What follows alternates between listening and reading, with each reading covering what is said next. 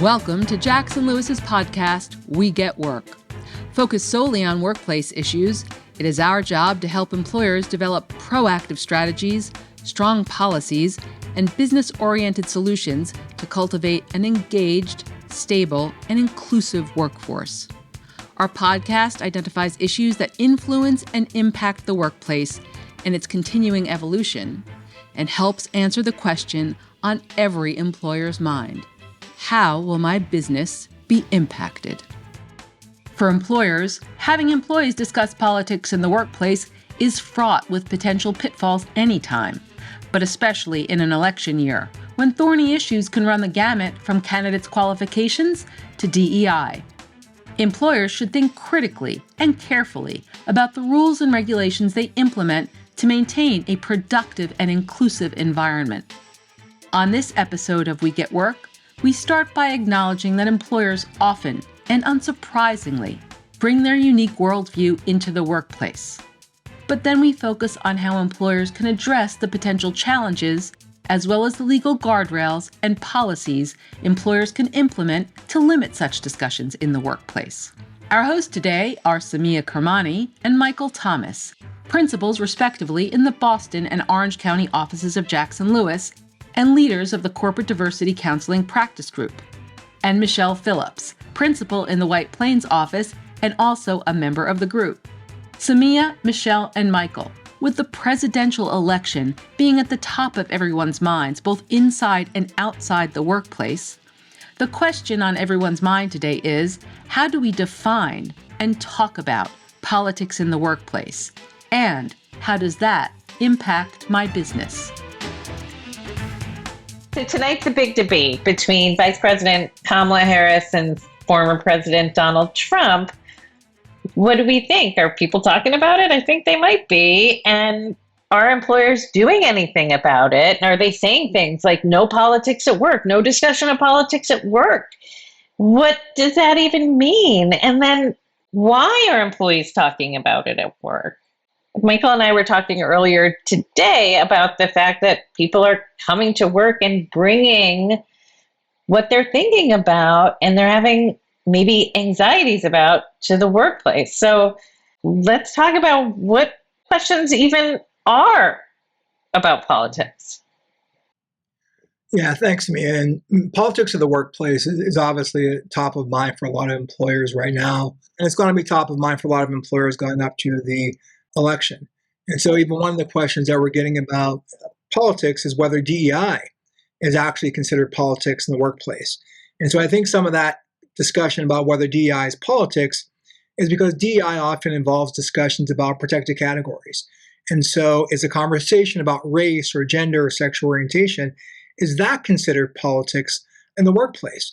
And so employers, to your point, Samia, really have to think very critically about the rules and regulations that they're implementing in the workplace and what is actually considered politics.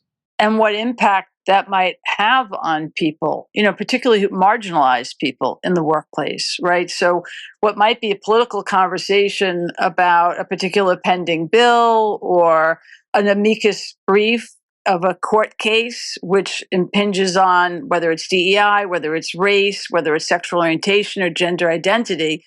These are all deeply ingrained parts of employees' identity. So is it politics, or is it really a discussion of a protected group which directly relates and touches many of us? Yeah, so it's really potentially everything, right? And so we're getting a lot of questions from our employer clients about, can we ban clothing? Can we ban certain logos? Can we ban all logos? Can we ban posters, or can we have certain requirements? This is really tough stuff. And so the fact is, even a really casual conversation can quickly turn into a heated argument. It can impact the way people work together, the kinds of respect people have for each other and their interactions. These issues can challenge employers to ask, what are we going to do about it? And how are we going to take actions and issue rules that are consistent with our values? So, I think that we should start where we always start, which is what are the legal guardrails and what legal guardrails should we be thinking about? Most of our listeners are those who are in some way responsible for managing people issues and advising organizations of legal and employee relations and business risk and risk mitigation. So, Michael and Michelle, let's get these guardrails out there. The first thing that comes to my mind is the First Amendment. Does it even apply, Michael? Yeah, so we are talking about speech. So the First Amendment probably will come up. And so the First Amendment protection against government regulation of speech does not extend to private sector employers, leaving them actually with a decent amount of flexibility in regulating political speech and expression in the workplace. So, for example, a private non-governmental employer generally can fire or take other actions against an at-will employee because of their political view or political opinion. Now, that flexibility is tempered against a whole host of other laws and regulations that are going to apply to that workplace, that are going to apply to that private sector employer. And so some of those laws come from the National Labor Relations Act. Some of those laws come from different state regulations on speech within the workplace. And some of those laws concern off-duty conduct. The employers have to be aware of all of them.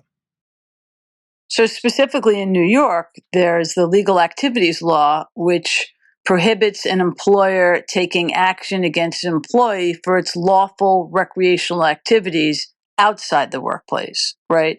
So if I decide to march in a rally, or I decide to put a flag on the back of my SUV, which I've seen a lot of lately for some reason, I can't have a negative action taken against me for the expression of my political speech. On the other hand, in the workplace, the employer has significant abilities to take restrictive actions against regulating political speech in the workplace.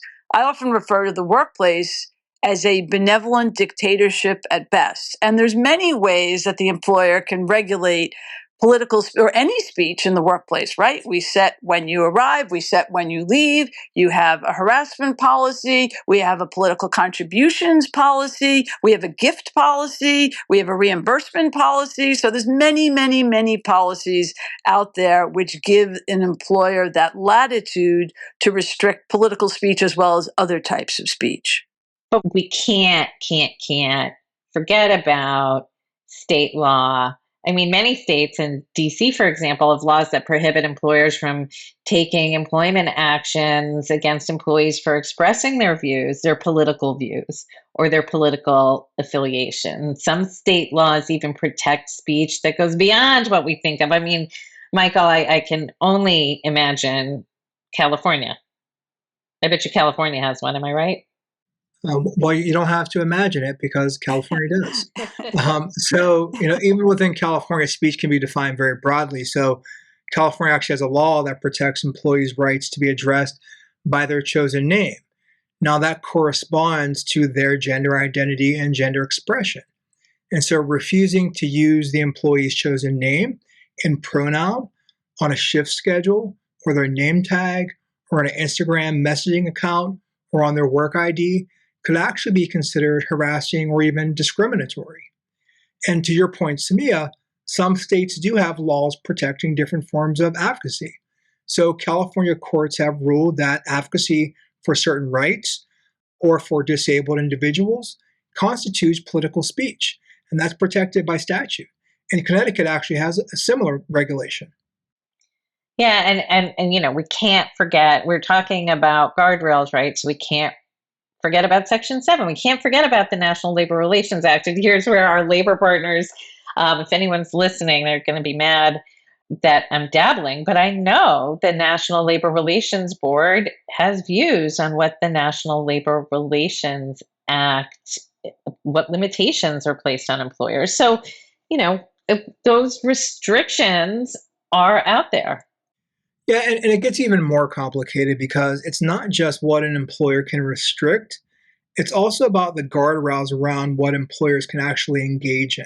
So employers' political speech or their political activity. So for example, a lot of employers within California will advocate for different ballot propositions, You might even see different employers advocate for a certain candidate. So employer advocacy also has guardrails around employer expression. And so what are some of those guardrails? Well, they do it all the time, right? And they can. They can talk to their employees and the public about their support or opposition to things happening in the world and to laws and movements and issues. But the guardrails are they can't interfere with somebody's ability to vote for somebody or coerce them to vote a certain way. They can't bribe. They may not be allowed to, by state law, gather or keep records on an employee's political activities or associations. So they have a lot of latitude, but there are some restrictions, right? And so the question is, should they be engaging in that kind of expression? Should they?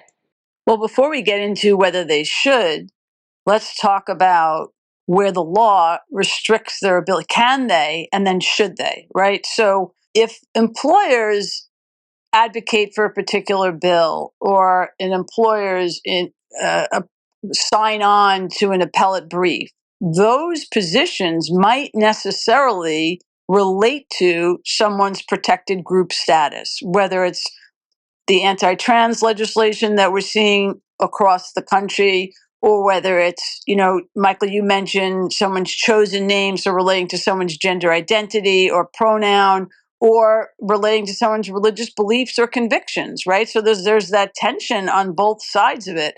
What's clear under the law is that you cannot take an action based on someone's protected group status. So if by virtue of engaging in political speech, it necessarily runs afoul of a protected group status, that's where I think the line is. So for example, I had one situation that I was dealing with where we had two different employees who, by the way, happened to be good friends for many years, but they were on opposite sides of the political spectrum. And when they chose to express their beliefs in the workplace on opposite sides of the political spectrum, what started out as just a political debate actually turned into jabs against each other based upon their race, based upon their gender, and then ultimately almost came to blows between these staff and violation of the workplace violence policy. So we need to put in these guardrails earlier so what looks like political speech doesn't turn into either an outright fight or a violation of someone's protected status. That's a great point, Michelle. And I think ultimately what you're really talking about is that employers are going to face and are facing some very challenging situations. And they're going to face a lot of challenging questions.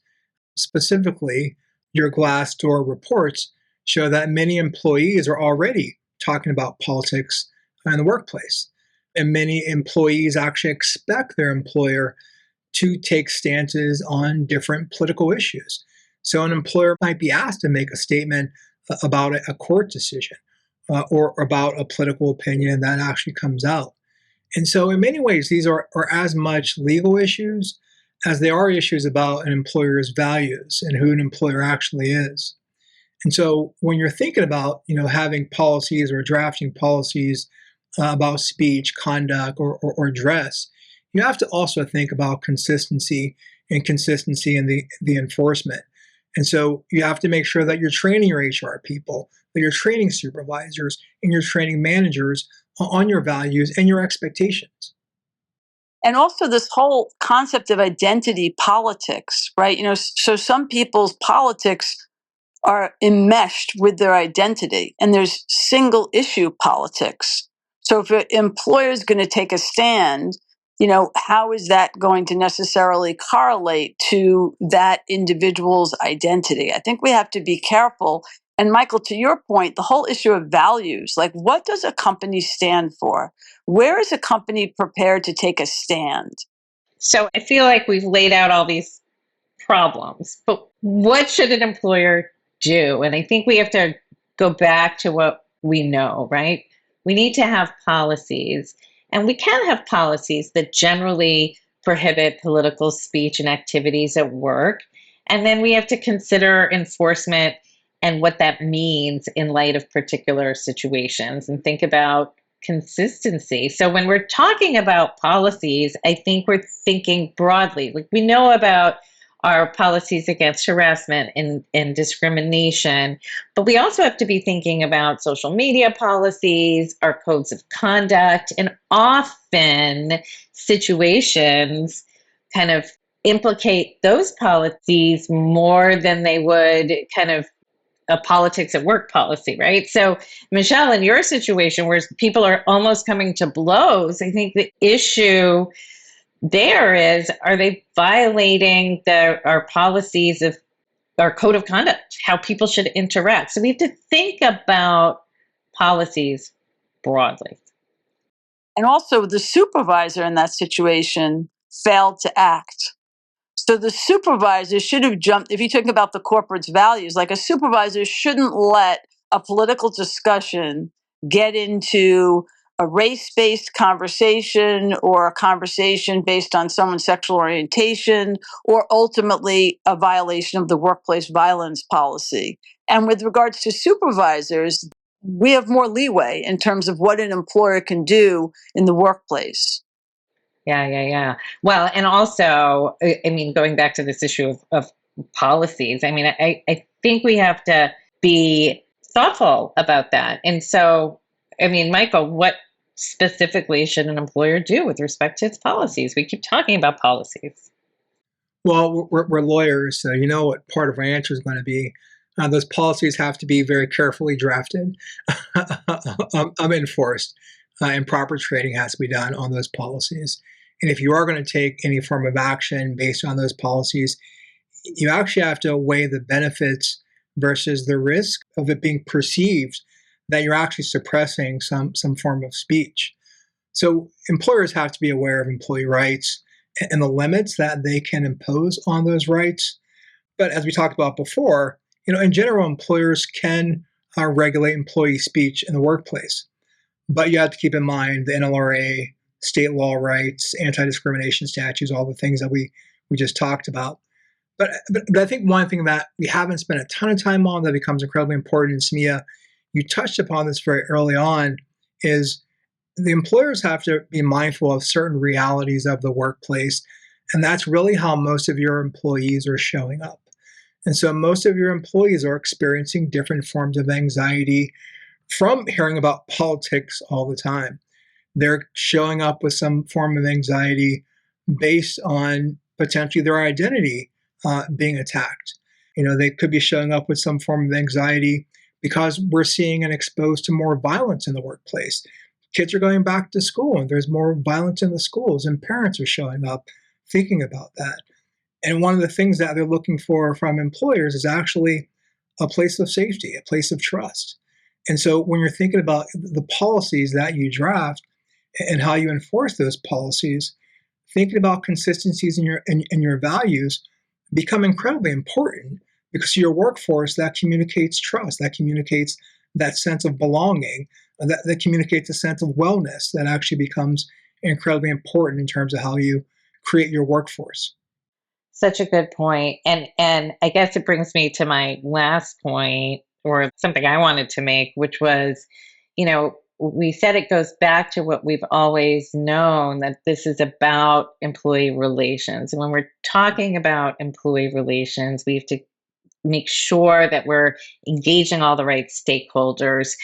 It's not just HR. It's not in a silo. It's not just DEI in a silo. It's kind of the business leaders. When we're thinking about corporate values, are we thinking about the expression of those, and are we engaging our communications team, right? And so making sure we have the right stakeholders in the decision. And don't forget about legal, because those guardrails are there. And so there are local and state restrictions. And so when an issue comes up, it's important to take issues seriously. And it's going back to what we've always known, doing the investigations and looking into employee concerns. And then when we decide we're going to take action, what are we basing that on? And are there any limitations on that? So I think that we touched on a whole host of issues. Suffice it to say that it's a challenging time, we can always kind of rely usually on our carefully drafted policies and that we're being thoughtful about what laws apply to us in a particular situation. So we can do this, right? We can do this. We can do it. All right. Thank you.